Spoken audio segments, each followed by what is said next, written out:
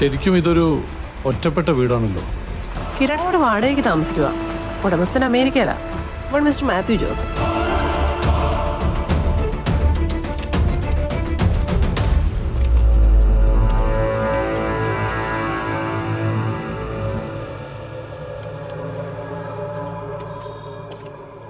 കാറിന്റെ മേലെ അധികം പൊടിയില്ലല്ലോ. മിനിഞ്ഞന്ന് മഴ പെയ്തല്ലോ. നമ്മൾ ആദ്യം നടത്തുന്ന പരിശോധനയാണ് ഏറ്റവും പ്രധാനം. കുന്തം പോയാൽ കുടത്തിലും തിരിയുന്ന സ്വഭാവമായിരിക്കണം ഒരു ഇൻവെസ്റ്റിഗേറ്റർക്ക്. എത്ര നിസ്സാരമായ കാര്യങ്ങൾ കണ്ടാലും അത് നോട്ട് ചെയ്ത് വെക്കണം. നിസ്സാരമായ കാര്യങ്ങളാണ് പലപ്പോഴും നമുക്ക് പ്രയോജനപ്പെടുന്നത്. സാറ് കള്ളനാവാത്തത് നാട്ടുകാരുടെ ഭാഗ്യം. കള്ളനെ പിടിക്കാൻ അതിലും വലിയ കള്ളനാവണമെന്നില്ല.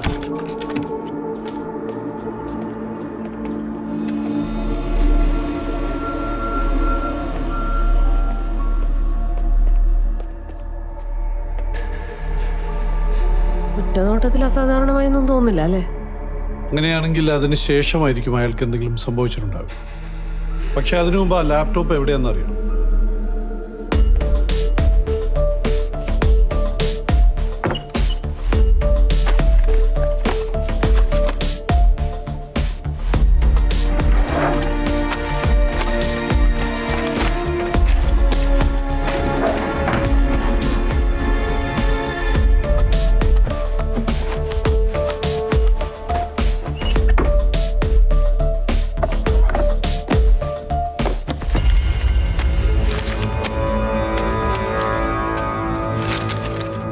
സർ, യാത്ര പോകുന്ന ഒരാൾ ഇത്രയും രൂപ വെറുതെ വീട്ടിൽ വെച്ചിട്ട് പോകും? എങ്കിൽ അയാൾ പണമൊട്ടും ആവശ്യമില്ലാത്തൊരു യാത്രയ്ക്കായിരിക്കും പോയത്. സർ, ആ ലാപ്ടോപ്പ് ഇവിടെ ഒന്നും കാണുന്നില്ല. എന്നാൽ അയാൾ അതും കൊണ്ടുപോയിട്ടുണ്ടാവും സർ. ഉണ്ടാവാം. പക്ഷേ എപ്പോഴും ലാപ്ടോപ്പ് ഉപയോഗിക്കുന്ന ഒരാളുടെ വീട്ടിൽ എന്തെങ്കിലും ഒരു സ്റ്റോറേജ് ഡിവൈസ് കാണണ്ടേ? ഡേറ്റ സ്റ്റോർ ചെയ്യാനുള്ള ഒരു സിഡിയോ ഹാർഡ് ഡിസ്കോ പെൻഡ്രൈവോ ഒന്നും കാണുന്നില്ല. അത് സ്ട്രെയിഞ്ച് ആയിട്ട് തോന്നണില്ലേ? ഒരുപക്ഷെ അതും അയാൾ കൊണ്ടുപോയി കാണും. ആവാം. പക്ഷെ അയാൾ തന്നെയാണോ അത് കൊണ്ടുപോയതെന്നാണ് നമുക്കറിയേണ്ടത്. എന്നാലും ഈ വീട്ടിൽ കാണുന്നതൊന്നും അത്ര നല്ല ലക്ഷണമല്ല. ഈ സൗണ്ട് കേട്ടോ. വേറൊരു സ്ഥലത്തും ഈ സൗണ്ട് ഇല്ല. ഇവിടെ മാത്രം ഈ സൗണ്ട് കേൾക്കാൻ എന്താ കാരണം? സൗണ്ട് കേട്ടിട്ട് അവിടെ മാത്രം സോപ്പിട്ട് കഴിക്കുമല്ലോ തോന്നുന്നു. കറക്റ്റ്. എന്തിന് ഇവിടെ മാത്രം കഴുകി വൃത്തിയാക്കണം? അവിടെ രക്തം വീണിട്ടുണ്ടാവും. അതെങ്ങനെ പറയാൻ പറ്റും? അതാണ് പോലീസ് ബുദ്ധി. സംശയകരമായ രീതിയിൽ ഒരു സ്ഥലം കഴുകി വൃത്തിയാക്കിയിരിക്കുന്നത് കണ്ടാൽ അവിടെ വീണത് രക്തമായിരുന്നു എന്ന് വേണം നമ്മൾ ആദ്യം സംശയിക്കാൻ. മാഡം, ഒരു കുറ്റവാളി തെളിവ് നശിപ്പിക്കാൻ നോക്കുമ്പോൾ അയാൾ ആദ്യം ശ്രമിക്കുന്നത് രക്തക്കറ മായ്ക്കാനായിരിക്കും. അതാണ് ക്രിമിനൽ സൈക്കോളജി. രക്തക്കറ മായ്ക്കുന്നത്ര എളുപ്പമല്ല. വളരെ സ്ട്രോങ് ആയിട്ടുള്ള ഒരു ഡിറ്റർജന്റ് ഉപയോഗിക്കേണ്ടി വരും. ബ്ലീച്ചിങ് പൗഡർ ഉപയോഗിച്ചിരിക്കുന്നത് മാത്രമല്ല, പോലീസ് നായ്ക്ക് മണം കിട്ടാതിരിക്കാൻ വേണ്ടി കെമിക്കൽസും സ്പ്രേ ചെയ്തിട്ടുണ്ട്. കഴുകി കളഞ്ഞാൽ പിന്നെ രക്തമാണെന്ന് എങ്ങനെ തെളിയിക്കും? അതിനാണ് ലൂമിനോൾ ടെസ്റ്റ്. കഴുകിയ സ്ഥലത്ത് ലൂമിനോൾ സ്പ്രേ ചെയ്യണം. എന്നിട്ടൊരു അൾട്രാവയലറ്റ് ലൈറ്റ് വെച്ച് നോക്കിയാൽ മതി. എത്ര നന്നായി കഴുകിയാലും രക്തം വീണ ഭാഗം തിരിച്ചറിയാൻ പറ്റും. സർ, ഇത്രയും ഭാഗത്ത് രക്തം വീണിട്ടുണ്ട്. ബ്ലഡിന്റെ വോളിയം വെച്ച് നോക്കുമ്പോൾ ഇവിടെ വെച്ച് ആർക്കോ കാര്യമായ പരിക്കേറ്റിട്ടുണ്ട്. ഒരുപക്ഷെ ഒരു മർഡർ തന്നെ നടന്നിട്ടുണ്ടാവും. Come on sir. ഇതാ നോക്കിയേ. ആ സെറ്റിൽ ഒരു കത്തി മാത്രം ഇല്ലാത്തത് ശ്രദ്ധിച്ചു. ഒരുപക്ഷെ ആ കത്തി ഉപയോഗിച്ചായിരിക്കും കുത്തിയിട്ടുണ്ടാവുക. എന്നിട്ട് തെളിവ് നശിപ്പിക്കാൻ വേണ്ടി അക്രമി ആ കത്തിയും കൊണ്ടുപോയിട്ടുണ്ടാവും. സർ, മുറിവേറ്റത് കാണാതായ കിരണ് തന്നെ അവിടെ നിർബന്ധമില്ലല്ലോ. ഒരുപക്ഷെ അയാൾ മറ്റാരെങ്കിലും ഇവിടെ കൊണ്ടുവന്ന് മുറിവേൽപ്പിച്ചതായിക്കൂടെ? You are absolutely right. ഈ രക്തം കാണാതായ കിരണിന്റെ ആണെന്ന് ഉറപ്പുവരുത്തണമെങ്കിൽ DNA ടെസ്റ്റ് വേണ്ടി വരും. പക്ഷെ ബ്ലീച്ചിങ് പൗഡർ ഉപയോഗിച്ച് കഴുകിയതുകൊണ്ട് DNA ടെസ്റ്റ് നടത്താൻ പറ്റുമെന്ന് കണ്ടറിയണം. Anyway, we will go for it. നിങ്ങൾ എല്ലാ തെളിവുകളും കളക്ട് ചെയ്തിട്ട് വന്നാൽ മതി. ആവശ്യമെങ്കിൽ ബാക്കപ്പ് ടീമിനെ വിളിച്ചോളൂ. Yes sir. പിന്നെ ഒരു കാര്യം, സർ. ഇവിടെ ഒരു കൊല നടന്നതായി നമ്മൾ സംശയിക്കുന്നത് പോലും പുറത്ത് ആരും അറിയരുത്. Yes sir. Top secret. Sir. Sir, come on Meera. Sir, കുറ്റാന്വേഷണത്തിനൊരു മെത്തേഡ് ഉണ്ട്. ആദ്യം തന്നെ നമ്മളിപ്പോൾ ചെയ്തതുപോലെ ക്രൈം നടന്ന സ്ഥലത്തു നിന്നും മാക്സിമം എവിഡൻസ് കളക്ട് ചെയ്യണം. എന്നിട്ട് ആ തെളിവുകളെല്ലാം ഉണ്ടാവുന്ന തരത്തിൽ ഒരു ക്രൈം എങ്ങനെ നടന്നിട്ടുണ്ടാവുമെന്ന് ആലോചിക്കണം. അത് നമ്മൾ ഉണ്ടാക്കിയെടുക്കുന്ന ഒരു തിയറിയാണ്. നമ്മുടെ തിയറി ശരിയാണെങ്കിൽ പിന്നീട് കിട്ടുന്ന എല്ലാ തെളിവുകളും യോജിച്ചു വരും. മറിച്ചാണെങ്കിലോ അതിനനുസരിച്ച് നമ്മുടെ തിയറിയിൽ ചില മാറ്റങ്ങൾ വരുത്തണം. ഒടുവിൽ എല്ലാ തെളിവുകളും കൃത്യമായി വിശദീകരിക്കാൻ സാധിക്കുന്ന ഒരു തിയറി ഉരുത്തിരിഞ്ഞു വരും. അതായിരിക്കും നമ്മൾ അന്വേഷിക്കുന്ന സത്യം. ഏത് കേസും തെളിയിക്കാൻ ഈ മെത്തേഡാണ് ഉപയോഗിക്കുന്നത്. കിട്ടിയ തെളിവുകൾ വെച്ച് നമുക്കൊരു തിയറി ഉണ്ടാക്കാം. കാണാതായ കിരൺ ആരുടെയോ കടുത്ത ശത്രുത സമ്പാദിച്ചിട്ടുണ്ട്. ആ ശത്രുവോ അയാളെ ഏർപ്പെടുത്തിയ മറ്റൊരാളോ കിരണിനെ കൊല്ലുക എന്ന ഉദ്ദേശത്തോടെ അവിടെ ചെല്ലുന്നു. പൂട്ടുപൊളിച്ചതിന്റെ ലക്ഷണമൊന്നും കാണുന്നില്ല. അപ്പോൾ കിരൺ വാതിൽ തുറന്നു കൊടുത്തു എന്ന് വേണം കരുതാൻ. കൊലയാളി അകത്ത് കിടന്ന് കൊല നടത്തുന്നു, മുറി വൃത്തിയാക്കുന്നു, ബോഡി കടത്തിക്കൊണ്ടുപോകുന്നു. മിക്കവാറും ഇതായിരിക്കും സംഭവിച്ചിട്ടുണ്ടാവുക. ലാപ്ടോപ്പും സ്റ്റോറേജ് ഡിവൈസും ഒഴികെ മറ്റൊന്നും കാണാതായതായി നമുക്കറിയില്ല. അതിനാൽ കൊല നടക്കാൻ ഇടയുള്ള എന്തെങ്കിലും വിവരം ആ ലാപ്ടോപ്പിലുണ്ടാവും. ഇതാണ് എൻ്റെ തിയറി. ഇനി നിങ്ങളെല്ലാവരും ചേർന്ന് ഈ തിയറി ഒന്ന് എക്സ്പാൻഡ് ചെയ്തേ. സാറിന്റെ തിയറിയിൽ ഒരു കറക്ഷൻ വേണമെന്ന് തോന്നുന്നു. അടുക്കളയിൽ ഇരുന്ന കത്തി കൊണ്ടാണ് കുത്തിയതെങ്കിൽ പെട്ടെന്നുണ്ടായ പ്രകോപനത്തിലായിരിക്കും കൊല നടത്തിയത്. കാരണം മുൻകൂട്ടി പ്ലാൻ ചെയ്ത കൊലയായിരുന്നെങ്കിൽ ആയുധം കൊലയാളി തന്നെ കൊണ്ടുവരുമായിരുന്നു. Good point. കൊല നടത്തിയ രീതിയെക്കുറിച്ച് പഠിച്ചാൽ കൊല നടത്തിയ ആളെക്കുറിച്ചും മനസ്സിലാക്കാം. ആ രീതിയിലൊന്ന് ആലോചിച്ച് നോക്കി. ഡെഡ് ബോഡിയുമായി സമയം ചെലവഴിക്കാൻ ഒട്ടും ബുദ്ധിമുട്ടില്ലാത്ത ആളാണ് കൊലയാളി. അല്ലെങ്കിൽ ബോഡി അയാൾ തന്നെ കൊണ്ടുപോവില്ല. അത്തരക്കാരെ ഒരു ലിസ്റ്റ് എടുക്കുകയാണെങ്കിൽ അതിൽ ആദ്യം വരുന്നത് മുൻപ് കൊല നടത്തിയിട്ടുള്ള ഒരു വാടക കൊലയാളിയാണ്. പിന്നെ ഇറച്ചിവെട്ടുകാർ, പോസ്റ്റ്മോർട്ടം നടത്തിയ ശീലമുള്ള ഡോക്ടർമാർ, നഴ്സുമാർ, ഇവരൊക്കെ ആ ലിസ്റ്റിൽ വരും. അയാൾ ഒരു വാടക കൊലയാളിയല്ല. ആയിരുന്നെങ്കിൽ തറ വൃത്തിയാക്കാൻ അയാൾ മെനക്കെടില്ലായിരുന്നു. വേറെയുമുണ്ട് സർ. ആ ഭാഗത്തെങ്ങും കിരണിന്റെ ഉൾപ്പെടെ ഒറ്റ മനുഷ്യന്റെ ഫിംഗർ പ്രിന്റ് കാണാനില്ല. കാരണം എല്ലായിടവും തുടച്ച് വൃത്തിയാക്കിയിരിക്കുവാണ്. അതിന്റെ അർത്ഥം കൊല നടത്തേണ്ടി വന്നത് യാദൃശ്ചികമായിട്ടാണെങ്കിൽ പോലും അതിനുശേഷം തെളിവ് നശിപ്പിച്ചിരിക്കുന്നത് വ്യക്തമായ പ്ലാനിങ്ങോടെയാണ്. അങ്ങനെയാണെങ്കിൽ പോലീസിന്റെ അന്വേഷണ രീതിയെക്കുറിച്ച് അയാൾക്ക് നന്നായിട്ട് അറിയാം. ഒരു കൊലയാളി എന്തിന് ഇത്രയധികം പ്ലാൻ ചെയ്യണം? ഒരു കാരണവശാലും പിടിക്കപ്പെടാതിരിക്കാൻ. അപ്പൊ പിടിക്കപ്പെട്ടാലോ ജയിലിൽ പോയാലോ ഒരുപാട് നഷ്ടപ്പെടാനുള്ള ആളാവണം കൊലയാളി. അങ്ങനെയാണെങ്കിൽ അയാൾ സമൂഹത്തിൽ ഉന്നത സ്ഥാനമുള്ള ആളായിരിക്കണം. അത്രയ്ക്ക് ഉന്നത സ്ഥാനമുള്ള ആൾ എന്തിനു കൊല നടത്തണം? പോലീസിൽ പരാതിപ്പെട്ടാ പോരെ? പോലീസിൽ പരാതിപ്പെട്ടാൽ നാണക്കേടുണ്ടാക്കുന്ന ഒരു കുറ്റമാണ് മരിച്ചയാൾ ചെയ്തതെങ്കിലോ? ഉദാഹരണത്തിന് അയാളുടെ മകളെ ഈ കിരൺ റേപ്പ് ചെയ്തിട്ടുണ്ടാവാം. അതുമല്ലെങ്കിൽ അയാളുടെ ഭാര്യയുടെ കാമുകനായിരിക്കും. അങ്ങനെ എന്തെങ്കിലും. സർ, മരിച്ചയാൾ നല്ല കരുത്തനാണ്. അങ്ങനെ ഒരാളെ കത്തികൊണ്ട് കുത്തി കൊലപ്പെടുത്തണമെങ്കിൽ കൊന്നയാളും നല്ല കരുത്തനാവണം. അല്ലെങ്കിൽ ഒരു മൽപ്പിടുത്തത്തിന് അയാൾ മുതിരില്ല. ഇത്രയും വെച്ച് കൊലയാളിയുടെ ഒരു ക്യാരക്ടർ പ്രൊഫൈൽ ഒന്ന് തയ്യാറാക്കി. ഉയർന്ന ബുദ്ധിയുള്ള ആളാണ് കൊലയാളി. ശവശരീരങ്ങളുമായി ഇടപെടാൻ ഒട്ടും മടിയില്ലാത്ത ആൾ. പോലീസിന്റെ ഫോറൻസിക് രീതിയെക്കുറിച്ച് അറിയാൻ പറ്റിയ വിദ്യാഭ്യാസമോ ജോലിയോ ഉള്ളയാൾ. സമൂഹത്തിൽ ഉന്നത സ്ഥാനമുണ്ട്, ഒപ്പം നല്ല കരുത്തനുമാണ്. പക്ഷെ മുറിയിൽ രക്തം വീണതുകൊണ്ട് മാത്രം കൊല നടന്നു എന്ന് പറയാൻ പറ്റില്ല. അതൊരു സാഹചര്യ തെളിവ് മാത്രമാണ്. ഇനി ഈ കേസ് മുന്നോട്ട് പോകണമെങ്കിൽ അയാൾ കൊല്ലപ്പെട്ടതിന് വ്യക്തമായ തെളിവ് വേണം. You mean body? യെസ്. പക്ഷെ ബോഡി കിട്ടാൻ സാധ്യത കുറവാ. കാരണം തെളിവ് നശിപ്പിക്കാൻ ഇത്രയും ബുദ്ധിമുട്ടി കൊലയാളി ബോഡി നശിപ്പിച്ചിട്ടുണ്ടോ? അതെ, തൽക്കാലം കാത്തിരിക്കാനേ പറ്റൂ. അതുകൊണ്ട് ആ സമയത്ത് കിരണിനെ കുറിച്ച് അറിയാൻ ശ്രമിക്കൂ. ഇതിനെയാണ് വിക്ടിമോളജി എന്ന് പറയുന്നത്. ഒന്ന് കുറച്ചിങ്ങോട്ട് മാറി തുടങ്ങിക്കോ. വനാതിർത്തിയോട് ചേർന്നുള്ള മറ്റത്തങ്കടവിലാണ്. Excuse me? Yes ma'am. ഒന്ന് വരാമോ? ഒരു മിനിറ്റ്. എന്താ മാം? എൻ്റെ ഒരു റിക്വസ്റ്റ് ആണ്, നിങ്ങൾ ഈ ന്യൂസ് റിപ്പോർട്ട് ചെയ്യരുത്. എന്തു പറ്റി? നമ്മുടെ ഇടയിൽ ഒരു കൊലയാളിയുണ്ട്. ഇത് അയാളുടെ പണിയാണോന്ന സംശയം.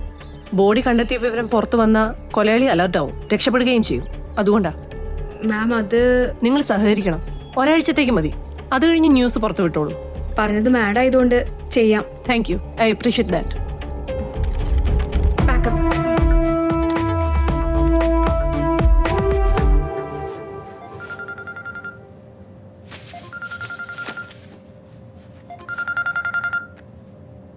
ഹലോ ഡോക്ടർ, ആ ബോഡി ഐഡന്റിഫൈ ചെയ്തോ?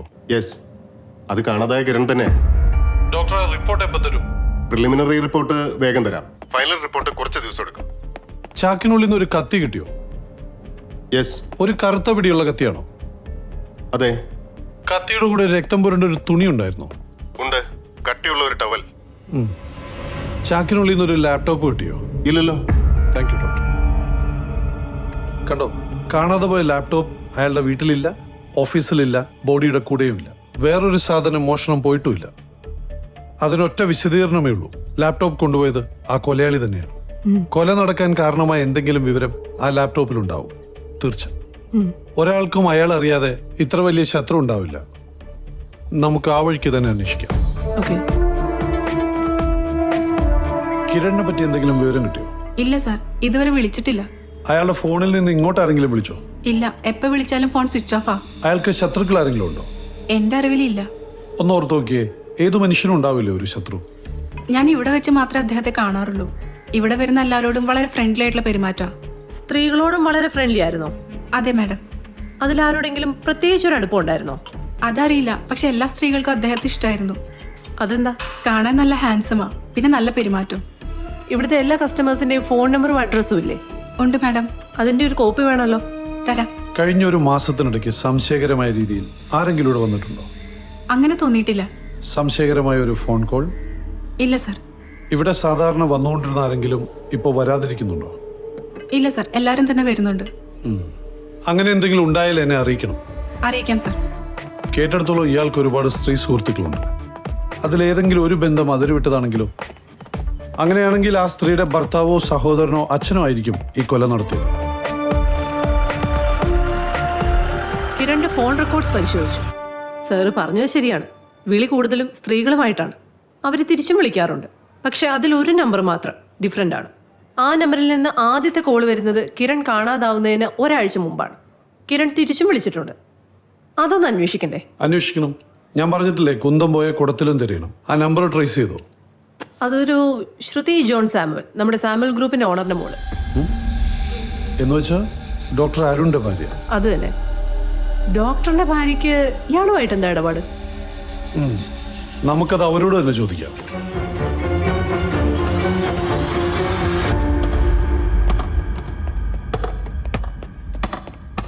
ശ്രുതി സാമുവൽ? അതെ. ഞാൻ മീര മോഹൻദാസ്, ASP. ഇത് SP നന്ദകുമാർ. Hello sir. ഞങ്ങൾക്ക് ഭർത്താവിനെ അറിയാം, ഇദ്ദേഹത്തിന് ശ്രുതിയുടെ ഫാദറിനെ. ഞങ്ങൾ വന്നത് ഒരു വിവരം അറിയാനാ. ഒരു കിരണിനെ അറിയോ? ഒരു ഫിറ്റ്നസ് സെന്റർ നടത്തുന്ന? ആ, അറിയാം. എങ്ങനെ അറിയാം? എൻ്റെ കൂടെ കോളേജിൽ പഠിച്ചതാ. ഈ അടുത്തെങ്ങാനും നിങ്ങൾ തമ്മിൽ കണ്ടിരുന്നോ? ഒരു ദിവസം ടൗണിൽ വെച്ച് കണ്ടിരുന്നു. എന്നായിരുന്നു അത്? ഒരു 2 ആഴ്ചയ്ക്ക് മുന്നേ. എവിടെ വെച്ച്? സെന്റ് മേരീസ് സ്കൂളിൻ്റെ അടുത്ത് വെച്ച്. എത്ര മണിക്ക്? രാവിലെ ഒരു 11 മണിയൊക്കെ ആയപ്പോൾ. പിന്നീട് അയാളെ ഫോണിൽ വിളിച്ചോ? ഇല്ല. Please come. ആദ്യം നിങ്ങൾ അയാളെ വിളിക്കുകയായിരുന്നോ അതോ അയാൾ നിങ്ങളെ വിളിക്കുകയായിരുന്നോ? ഞാൻ അങ്ങോട്ട് വിളിക്കുമായിരുന്നു. എന്താണ് സംസാരിച്ചത്? കോളേജിലെ പഴയ കാര്യങ്ങളൊക്കെ. എത്ര തവണ വിളിച്ചു? കൃത്യമായിട്ട് ഓർമ്മയില്ല. ഒരു 5-6 പ്രാവശ്യം. ഏറ്റവും ഒടുവിൽ എന്നാ സംസാരിച്ചു? അതാ ഫോണിൽ നോക്കി അറിയാലോ. വേണ്ട, 13-ാം തീയതി ബുധനാഴ്ച. ആ സമയത്ത് അയാൾ എവിടെയെങ്കിലും പോകുന്നതായി പറഞ്ഞിരുന്നോ? ഇല്ല. എന്താ സർ? കഴിഞ്ഞ 18-ാം തീയതിക്ക് ശേഷം അയാളെ കാണാനില്ല. He's missing. നിങ്ങൾ ഫ്രണ്ട്സിനോട് എന്തെങ്കിലും പറഞ്ഞിരുന്നോ എന്നറിയാനാ ഞങ്ങൾ വന്നത്. No sir. അയാൾ ഇനി വിളിച്ചാ ഞങ്ങളെ അറിയിക്കണം. ആ, അറിയിക്കും സർ. നിങ്ങൾ അയാളെ കണ്ട കാര്യം നിങ്ങളുടെ ഭർത്താവിനറിയോ? നോ. അതെന്താ പറയാഞ്ഞേ? ഒരു ക്ലാസ്മേറ്റിനോട് സംസാരിച്ചത്, പ്രത്യേകിച്ച് എന്ത് പറയാനാ? സൗഹൃദത്തിൽ കൂടുതലായ ഒരു ബന്ധം നിങ്ങൾ തമ്മിലുണ്ടായിരുന്നോ? ഇല്ല സർ. ഈ കിരണിനെ കുറിച്ച് കൂടുതൽ എന്തെങ്കിലും പറയാനുണ്ടോ? നോ. ഇതെന്റെ വിസിറ്റിംഗ് കാർഡ്.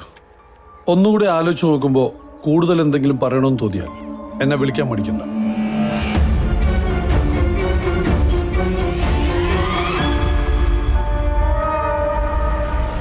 എന്തു തോന്നുന്നു? ശ്രുതി പറഞ്ഞതൊക്കെ സത്യമായിട്ടാ എനിക്ക് തോന്നിയേ. എനിക്കും അങ്ങനെയാ തോന്നിയത്. പക്ഷെ അവളുടെ മുഖത്ത് വല്ലാത്തൊരു പരിഭ്രമം ഉണ്ടായിരുന്നു. അത് ഞാനും ശ്രദ്ധിച്ചു. 2 പോലീസുകാർ അന്വേഷിച്ച് ചെന്നാൽ ആരായാലും പരിഭ്രമിക്കില്ലേ? എന്നാലും നമ്മൾ ഇൻവെസ്റ്റിഗേറ്റേഴ്സ് ആര് പറയുന്നതും കണ്ണടച്ച് വിശ്വസിക്കരുത്. ശ്രുതി പറയുന്നതൊക്കെ സത്യമാണോ എന്ന് അന്വേഷിച്ച് ഉറപ്പുവരുത്തണം.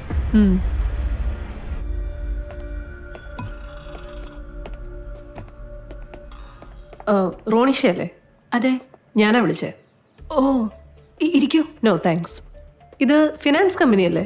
അതെ, ഞാനിവിടുത്തെ അഡ്മിനിസ്ട്രേറ്ററാ. ഗുഡ്. ഞാൻ മീര മോഹൻദാസ്, ASP. ഇദ്ദേഹം SP നന്ദകുമാർ.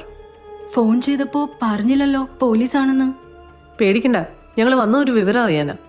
നിങ്ങളൊരു ക്ലാസ്മേറ്റ് ഇല്ലേ, ഒരു കിരൺ? കഴിഞ്ഞ 2 ആഴ്ച അയാളെ കാണാനില്ല. നിങ്ങൾ ഫ്രണ്ട്സിന് എന്തെങ്കിലും അറിയാമോന്ന് അറിയാനാ ഞങ്ങൾ വന്നേ. കോഴ്സ് കഴിഞ്ഞ് പിന്നെ ഞാനവനെ കണ്ടിട്ടില്ല. അവൻ ആളെങ്ങനെയാ? അവൻ കോളേജിൽ സ്റ്റാർ ആയിരുന്നു. Very handsome. പെൺപിള്ളേർക്കൊക്കെ ഭയങ്കര ക്രേസ് ആയിരുന്നു. അയാൾക്കിപ്പോൾ ഒരുപാട് ഗേൾ ഫ്രണ്ട്സ് ഉണ്ടായിരിക്കുമല്ലോ. ഉണ്ടായിരുന്നു, പക്ഷെ ഞാനോ കൂട്ടത്തില്ല കേട്ടോ. അതെന്താ അയാളുടെ പെരുമാറ്റം നല്ലതാണേലും സ്വഭാവം നന്നായിട്ട് തോന്നിയില്ല. എന്ന് വെച്ചാ? ആരോടും ആത്മാർത്ഥതയില്ല. അടുക്കുന്നവരെല്ലാം ഏതെങ്കിലും രീതിയിൽ മുതലെടുക്കും. ഏതോ ഗേൾ ഫ്രണ്ടിനെയും കൊണ്ട് അയാൾ നാട് വിട്ടെന്ന് കേട്ടല്ലോ. അതിനുള്ള സെൻസിറ്റിവിറ്റി എന്തായാലും അവനില്ല. അയാൾക്ക് അടുപ്പമുള്ള ഒരു കുട്ടി ഉണ്ടായിരുന്നില്ലേ, ഒരു ശ്രുതി സാമുവൽ. അവളോട് ഭയങ്കര സിൻസിയർ ആയിരുന്നില്ലേ? ഞങ്ങൾ അങ്ങനെയാ കേട്ടത്. അങ്ങനെയാ ശ്രുതിയും വിചാരിച്ചേ. പക്ഷെ അവസാനം അവൾക്ക് കാര്യം മനസ്സിലായി. അന്നേരം അവള് വഴക്കിട്ട് പിരിഞ്ഞേ. എന്തായിരുന്നു കാരണം? അതറിയില്ല. സ്റ്റഡി ലീവിന്റെ സമയത്തായിരുന്നു അത്. അതുവരെ വലിയ അടുപ്പമായിരുന്നു. അവര് ശരിക്കും ലവേഴ്സ് ആയിരുന്നു. കോളേജിൽ എല്ലാവർക്കും അറിയുന്ന കാര്യാ. ഈ ശ്രുതി ആളെങ്ങനെയാ? അവള് നല്ല കുട്ടിയാ. എന്ത് വലിയ പണക്കാരന്റെ മോളാ. അതിന്റെ ഒരു അഹങ്കാരവും ഇല്ല. അതേ പിന്നെ നിങ്ങൾ ശ്രുതിയോട് സംസാരിച്ചിട്ടില്ല? പിന്നെ എക്സാം അല്ലായിരുന്നോ? കോഴ്സ് കഴിഞ്ഞപ്പോ തന്നെ അവളൊരു ഡോക്ടറിനെ കല്യാണം കഴിച്ചു. കല്യാണത്തിന് പോയിരുന്നോ? ഓ കല്യാണത്തിന് കിരൺ വന്നിരുന്നോ? ഇല്ല, ഞങ്ങളുടെ ക്ലാസ്സിൽ നിന്ന് അവനെ മാത്രം കല്യാണത്തിന് വിളിക്കാതിരുന്നേ. അവന്റെ പേര് കേൾക്കുന്നത് പോലും അവൾക്ക് വെറുപ്പായിരുന്നു. ശരി, കിരണിനെ പറ്റി എന്തെങ്കിലും വിവരം കിട്ടിയാ ഞങ്ങളെ അറിയിക്കണം. തീർച്ചയായും. ശരി. കിരൺ കൊല്ലപ്പെട്ടതായി നമ്മൾ സംശയിക്കുന്ന കാര്യം പോലും ഡോക്ടർ അറിയരുത്. അപ്പോൾ എന്ത് കള്ളക്കാരണം പറഞ്ഞ് നമ്മൾ ഡോക്ടറെ ചോദ്യം ചെയ്യും? അയാളൊരു ഡോക്ടറല്ലേ? അപ്പോൾ ഡോക്ടർ ചികിത്സിച്ച ഒരു രോഗി നമ്മുടെ ഒരു കേസിൽ ഇൻവോൾവ് ആണ്. അതിന്റെ ചില കാര്യങ്ങൾ അറിയാനാ വന്നതെന്ന് പറഞ്ഞാലോ? ഞങ്ങൾ വന്നതൊരു വിവരം അറിയാനാണ്. ഡോക്ടർ ചികിത്സിക്കുന്ന ഒരു രോഗി ഒരു മോഷണ കേസിൽ ഉൾപ്പെട്ടതായി ഞങ്ങൾക്ക് സംശയമുണ്ട്. മോഷണം നടന്നത് കഴിഞ്ഞ 18-ാം തീയതി തിങ്കളാഴ്ച രാത്രി 11 മണിക്കാണ്. പക്ഷെ അയാൾ പറയുന്നത് അയാൾ ആ സമയത്ത് ഡോക്ടറുടെ അടുത്തുണ്ടായിരുന്നു എന്നാണ്. ആരാ രോഗി? അത് ഞാൻ പറയാം, പക്ഷെ രസം അതല്ല. അയാളുടെ മൊഴി ശരിയാണെന്ന് അറിയാൻ ഞങ്ങൾ ഹോസ്പിറ്റലിൽ വിളിച്ചു. ഡോക്ടർക്ക് അപ്പോൾ ഡ്യൂട്ടി ഇല്ലായിരുന്നു എന്നറിഞ്ഞു. പിന്നെ ഭാര്യയെ വിളിച്ചപ്പോൾ ഏതോ സുഹൃത്തിനെ കാണാൻ ഡോക്ടർ അന്ന് പുറത്തേക്ക് പോയി എന്ന് പറഞ്ഞു. ഫോണിൽ വിളിച്ചിട്ട് പിന്നെ കിട്ടിയില്ല എന്നും. അപ്പോൾ പിന്നെ സുഹൃത്തിൻ്റെ വീട്ടിൽ വെച്ചാവും മോഷ്ടാവ് ഡോക്ടറെ കണ്ടത്. ഏത് സുഹൃത്തിൻ്റെ വീട്ടിൽ വെച്ച? ഒരു സുഹൃത്തിനെ കാണാനാണ് ഞാൻ പോയത്. പക്ഷേ ഞാൻ കുറച്ച് മൂഡ് ഔട്ട് ആയിരുന്നു. അപ്പോൾ അതുകൊണ്ട് ഞാൻ വണ്ടിയെടുത്ത് ഒരു ഡ്രൈവിനങ്ങ് ഇറങ്ങി. രാത്രിയിൽ വൈകിയാണ് തിരിച്ചെത്തിയത്. ഡ്രൈവ് ചെയ്യുന്ന സമയത്ത് ഡോക്ടർ ആരെങ്കിലും കണ്ടിരുന്നോ? അങ്ങനെ കൃത്യമായിട്ട് ഓർമ്മയില്ല, രാത്രിയല്ലേ. പിന്നെ ആകെ ഓർമ്മയുള്ളത് ഞാൻ റോഡ് സൈഡിൽ നിന്ന് ഒരു ചാക്ക് ജൈവവളം വാങ്ങിയിരുന്നു. ഈ ആക്രി പെറുക്കുന്ന തമിഴന്മാർ വിൽക്കാൻ വെച്ചിട്ടുണ്ടായിരുന്നേ. എന്നിട്ട് കുറച്ച് കഴിഞ്ഞപ്പോൾ കാറിൻ്റെ അകത്തേക്ക് സ്മെല്ല് വരാൻ തുടങ്ങി. അപ്പോൾ പിന്നെ ഞാനത് റോഡ് സൈഡിലേക്ക് കളയുകയും ചെയ്തു. നിങ്ങൾക്ക് എന്തിനാ ജൈവവളം? പൂച്ചെടി വളർത്താൻ എൻ്റെ വൈഫിൻ്റെ ഹോബിയാണ്. ഞങ്ങളതിന് ഇടയ്ക്കിടയ്ക്ക് ജൈവവളം വാങ്ങാറുമുണ്ട്. നിങ്ങൾ പറഞ്ഞനുസരിച്ചാണെങ്കിൽ അന്ന് 3 മണിക്കൂർ സമയമെങ്കിലും വെറുതെ ഡ്രൈവ് ചെയ്തിട്ടുണ്ട്. അങ്ങനെ ആരെങ്കിലും ചെയ്യൂ? അത് വിശ്വസിക്കാൻ ബുദ്ധിമുട്ടാണ്. അറിയാം. ഇതേ സംശയം സൗത്ത് സ്റ്റേഷനിലെ എസ്ഐക്കും തോന്നി. അതുകൊണ്ടാണല്ലോ അദ്ദേഹം എന്നെ തടഞ്ഞത്. അങ്ങനെ ഉണ്ടായോ? യെസ്, അവരെന്നെ തടഞ്ഞു, പരിശോധിച്ചു. കാറിൻ്റെ ഡിക്കിൽ ജൈവവളം ഇരിക്കുന്നുണ്ടായിരുന്നു. അതവർ കാണുകയും ചെയ്തു. അന്ന് രാത്രി 8 മണി മുതൽ പിറ്റേന്ന് രാവിലെ 6 മണി വരെ നിങ്ങളുടെ ഫോൺ സ്വിച്ച് ഓഫ് ആയിരുന്നു. എന്തിനാ അങ്ങനെ ചെയ്തേ? ഞാൻ സ്വിച്ച് ഓഫ് ചെയ്തതല്ല, ചാർജ് ചെയ്തപ്പോൾ തനിയെ ഓഫ് ആയതാ. ഞാൻ അറിഞ്ഞില്ല. പിന്നെ രാവിലെയാണ് ഞാൻ ചാർജ് ചെയ്തത്. അത് കഷ്ടമായിപ്പോയി. ഒരു കേസ് തെളിയിക്കാനുള്ള ചാൻസാണ് ഞങ്ങൾക്ക് നഷ്ടമായത്.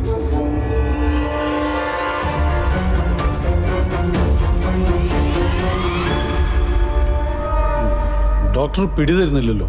അയാളുടെ കോൺഫിഡൻസ് കാണുമ്പോൾ അയാൾ നിരപരാധിയാണോ എന്നാ സംശയം. ഏത് കേസിലും ഒരു വീക്കസ്റ്റ് എലമെന്റ് ഉണ്ടാവും. നമ്മളെപ്പോഴും അവരെ വേണം ടാർഗറ്റ് ചെയ്യാൻ. ഈ കേസിൽ ഡോക്ടറുടെ ഭാര്യയാണ് വീക്കസ്റ്റ് എലമെന്റ്. നമുക്ക് അവരെ തന്നെ ടാർഗറ്റ് ചെയ്യാം. അവരൊന്നും പറയുന്നില്ലെങ്കിലോ? അവർക്ക് എന്തെങ്കിലും അറിയാമെങ്കിൽ അത് നമുക്കും അറിയാൻ പറ്റണം. അല്ലെങ്കിൽ അത് നമ്മുടെ കഴിവുകേടാണ്. We will shake it out.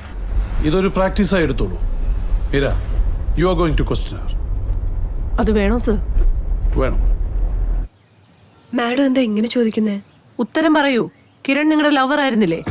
അതെ, പക്ഷേ അതെല്ലാം കോളേജിൽ വെച്ച് അവസാനിപ്പിക്കുകയും ചെയ്തു. വഴക്കിട്ട് പിരിഞ്ഞതിന് ശേഷം നിങ്ങൾക്ക് അയാളെ ഭയങ്കര വെറുപ്പായിരുന്നു അല്ലേ? അതുകൊണ്ടല്ലേ അയാളെ മാത്രം കല്യാണത്തിന് വിളിക്കായിരുന്നു? അതെ. അത്രയും വെറുക്കുന്ന അയാളെ നിങ്ങൾ എന്തിനാ അങ്ങോട്ട് ഫോൺ വിളിച്ചേ? പറയേ, എന്തിനാ വിളിച്ചേ? കിരണിനെ വിളിച്ചതിന് ശേഷം അന്ന് തന്നെ ബാങ്കിൽ നിന്ന് 5 ലക്ഷം രൂപ എടുത്തതിന് തെളിവുണ്ട്. എന്തിനായിരുന്നു അത്? എൻ്റെ ഒരു പേഴ്സണൽ ആവശ്യത്തിനായിരുന്നു. വാ, അകത്തോട്ടിരിക്കാം. ബാങ്കിലെ റെക്കോർഡ് അനുസരിച്ച് 2000-ന്റെ 200 നോട്ടും 500-ന്റെ 200 നോട്ടുമാണ് നിങ്ങൾക്ക് തന്നത്. അതായത് 2000-ന്റെ 2 കെട്ടും 500-ന്റെ 2 കെട്ടും. ശരിയല്ലേ? അതെ. പിറ്റേന്ന് രാവിലെ 11 മണിക്ക് കിരണിനെ കണ്ട കാര്യം നിങ്ങൾ തന്നെ സമ്മതിച്ചതാണ്. അരമണിക്കൂറിന് ശേഷം കിരണിന്റെ അക്കൗണ്ടിൽ അയാൾ 5 ലക്ഷം രൂപ ഡിപ്പോസിറ്റ് ചെയ്തിട്ടുണ്ട്. 2000-ന്റെ 200 നോട്ടും 500-ന്റെ 200 നോട്ടും. അത് യാദൃശ്ചികമാണെന്ന് തോന്നുന്നുണ്ടോ? നിങ്ങൾ കൊടുത്ത രൂപ തന്നെയാണ് അയാൾ സ്വന്തം അക്കൗണ്ടിൽ ഡിപ്പോസിറ്റ് ചെയ്തിരിക്കുന്നത്. അതാർക്കും മനസ്സിലാവും. നിങ്ങൾ എന്തിനാണ് ഇതൊക്കെ ഭർത്താവ് അറിയാതെ മറച്ചു വെച്ചത്? ഒരു നല്ല ഭാര്യ ചെയ്യുന്ന കാര്യമാണോ അത്? നിങ്ങൾ അയാളെ പലതവണ ഫോണിൽ വിളിച്ചിട്ടുണ്ട്. വിളിച്ച സമയം നോക്കൂ. നിങ്ങൾ തമ്മിലുള്ള സംസാരം മുഴുവൻ നടന്നത് ഭർത്താവ് ഡ്യൂട്ടിക്ക് പോയ സമയത്താണ്. ഇതെല്ലാം കൂട്ടി വായിച്ചാൽ ഒറ്റ അർത്ഥമേ ഉള്ളൂ. ഭർത്താവ് അറിയാതെ നിങ്ങൾ പഴയ കാമുകനുമായി രഹസ്യബന്ധം തുടങ്ങിയിരിക്കുന്നു. ശരിയല്ലേ? അല്ല, അങ്ങനെയല്ല. എന്നെ വിശ്വസിക്ക്. ഞാൻ വിശ്വസിക്കില്ല. ഞാൻ ഡോക്ടറിനോട് ഒരിക്കലും അങ്ങനെ ചെയ്യില്ല. എങ്കിൽ പിന്നെ ഒറ്റ സാധ്യതയുള്ളൂ. പഴയ കാര്യങ്ങൾ പറഞ്ഞ് അയാൾ നിങ്ങളെ ബ്ലാക്ക്മെയിൽ ചെയ്തു കാണും. നിങ്ങളിപ്പോൾ ഒരു വിക്ടിം മാത്രമാണ്. ഇവിടെ നിങ്ങൾ സഹകരിച്ചില്ലെങ്കിൽ കാര്യങ്ങൾ ഞങ്ങൾ കൈവിട്ടു പോകും. അതുകൊണ്ട് സത്യം പറയും, അയാൾ നിങ്ങളെ ഏതെങ്കിലും രീതിയിൽ ബ്ലാക്ക്മെയിൽ ചെയ്തോ? എന്താ ഉണ്ടായേ? സ്റ്റഡി ലീവ് ആയിരുന്നു. കമ്പൈൻ സ്റ്റഡിക്ക് ചെന്നപ്പോൾ അയാൾ എന്നെ മനസ്സിലായി. പിന്നെ ഷൺമു എന്ന് പറഞ്ഞ ഒരാൾ എന്നെ ഫോട്ടോ കാണിച്ച് ബ്ലാക്ക്മെയിൽ ചെയ്യാൻ തുടങ്ങി. അപ്പോഴാണ് ഞാൻ കിരണിനെ വിളിച്ചത്. കരയണ്ട, ഞങ്ങൾ ശത്രുക്കളല്ല. ശ്രുതി ഇപ്പോൾ ഒരു വലിയ അപകടത്തിലാണ് പെട്ടിരിക്കുന്നത്. ഞങ്ങൾ വന്നത് നിങ്ങളെ സഹായിക്കാനാണ്. ഈ ഷൺമുഖനെ കണ്ടിട്ടുണ്ടോ? ഇല്ല, ശബ്ദം മാത്രമേ കേട്ടിട്ടുള്ളൂ. ആ ഫോട്ടോസ് എന്ത് ചെയ്തു? കത്തിച്ചു കളഞ്ഞു. അവൻ്റെ പേരും സിം കാർഡും ഒക്കെ ഫേക്ക് ആവാനാണ് സാധ്യത. എന്നാലും ചെക്ക് ചെയ്യണം. എന്തു പറഞ്ഞ ഷൺമുഖൻ ബ്ലാക്ക്മെയിൽ ചെയ്ത്? 50 ലക്ഷം കൊടുത്തില്ലെങ്കിൽ ഫോട്ടോ ഭർത്താവിനെ കാണിക്കുമെന്ന് പറഞ്ഞു. അപ്പൊ നിങ്ങൾ ഉടനെ കിരണിനെ വിളിച്ചു. അയാൾ എന്തു പറഞ്ഞു? എന്ത് ചെയ്തിട്ടാണെങ്കിലും സഹായിക്കാന്ന് പറഞ്ഞു. എന്നിട്ട് ഷൺമോഹന് കൊടുക്കാൻ കിരണിന്റെ 5 ലക്ഷം രൂപയും കൊടുത്തു. അതിനുശേഷം കിരൺ നിങ്ങളെ വിളിച്ചിരുന്നോ? ഇല്ല. ഷൺമുഖനോ? ഇല്ല. ഒരിക്കൽ പോലും ഇല്ല. രൂപ കൊടുത്തിട്ട് എന്ത് സംഭവിച്ചു എന്നറിയാൻ നിങ്ങൾ ശ്രമിച്ചില്ലേ? അതറിയാൻ ഞാൻ പിന്നീട് കിരണിനെ വിളിച്ചിരുന്നു. അപ്പോൾ അവൻ്റെ ഫോൺ സ്വിച്ച് ഓഫ് ആയിരുന്നു. ഞാൻ കരുതി അവൻ പ്രശ്നങ്ങളെല്ലാം സെറ്റിൽ ചെയ്ത് കാണുമെന്ന്. ഞാൻ ആരോടും പരാതിപ്പെട്ടിട്ടില്ല. പിന്നെ എന്തിനാ നിങ്ങൾ ഇപ്പം ഇതെന്നോട് ചോദിക്കുന്നത്? പറഞ്ഞല്ലോ, കഴിഞ്ഞ 18-ാം തീയതിക്ക് ശേഷം കിരണിനെ കാണാനില്ല. അയാൾ ഒളിവിൽ പോയതാണെന്നാണ് ഞങ്ങളുടെ അഭിപ്രായം.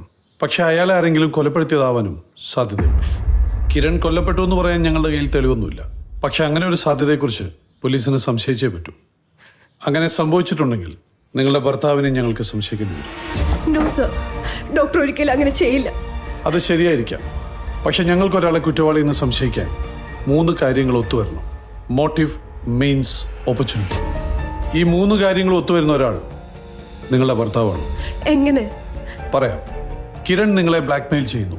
പിറ്റേന്ന് നിങ്ങൾ അയാൾക്ക് പണം കൊടുക്കുന്നു. ആ കാര്യം നിങ്ങൾ ഭർത്താവിനോട് പറഞ്ഞിട്ടില്ല. പക്ഷെ അതേ ദിവസം ഡോക്ടർ ലീവ് എടുത്തിരുന്നു. ലീവ് എടുത്ത കാര്യം ഡോക്ടർ നിങ്ങളോടും പറഞ്ഞിട്ടില്ല. ശരിയല്ലേ? ഇത്രയൊക്കെ ഒത്തുവന്ന ശേഷം ഒരു കൊലപാതകം നടന്നിട്ടുണ്ടെങ്കിൽ നിങ്ങളുടെ ഭർത്താവിന് അതിൽ പങ്കില്ലെന്ന് പറഞ്ഞാൽ അത് വിശ്വസിക്കാൻ പോലീസിന് ബുദ്ധിമുട്ടുണ്ട്.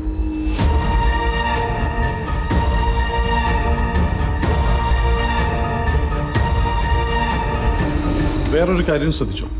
ശ്രുതി പണം കൊടുത്തതിൻ്റെ 5-ാം ദിവസമാണ് കിരൺ കൊല്ലപ്പെട്ടത്. ഈ 5 ദിവസത്തിനിടയിൽ ഒരിക്കൽ പോലും ഷൺമുഖന്റെ നമ്പറിലേക്ക് കിരൺ ഫോൺ ചെയ്തതായി റെക്കോർഡ്സ് ഇല്ല. ശ്രുതി കൊടുത്ത രൂപ ഷൺമുഖന്റെ കയ്യിൽ എത്തിയിട്ടുമില്ല. എന്നിട്ടും പണത്തിന് വേണ്ടി ഒരിക്കൽ പോലും ഷൺമുഖൻ ശ്രുതിയെ വിളിച്ചിട്ടുമില്ല. എന്താണ് ഇതിന്റെ അർത്ഥം? പണം എത്തേണ്ടടുത്ത് എത്തിക്കഴിഞ്ഞു എന്നാണ് ഇതിന്റെ അർത്ഥം. കിരണിന്റെ കയ്യിലോ? യെസ്. ഷൺമുഖൻ വെറും സഹായിയാണ്. കിരൺ അറിയാതെ ഈ ഫോട്ടോ ഒരിക്കലും ഷൺമുഖന്റെ കയ്യിലെത്തില്ല. ഇതിന്റെ പിന്നിലെ മാസ്റ്റർ ബ്രെയിൻ കിരണാണ്. അത് ഡോക്ടർക്ക് എങ്ങനെയോ മനസ്സിലായിട്ടുണ്ട്. I am sure he is A killer. ആ സംശയം നമ്മൾ അവരെ അറിയിച്ചു കഴിഞ്ഞു. ഇനി ഈ പ്രശ്നത്തെ ഡോക്ടറും ഭാര്യയും എങ്ങനെ നേരിടുന്നു എന്നാണ് നമ്മൾ അറിയേണ്ടത്. ഡോക്ടറാണ് കൊല ചെയ്തതെങ്കിൽ അയാൾ വെറുതെ ഇരിക്കില്ല. എന്തെങ്കിലും തെളിവ് ബാക്കിയുണ്ടെങ്കിൽ ഡോക്ടർ അത് നശിപ്പിക്കാൻ ശ്രമിക്കും.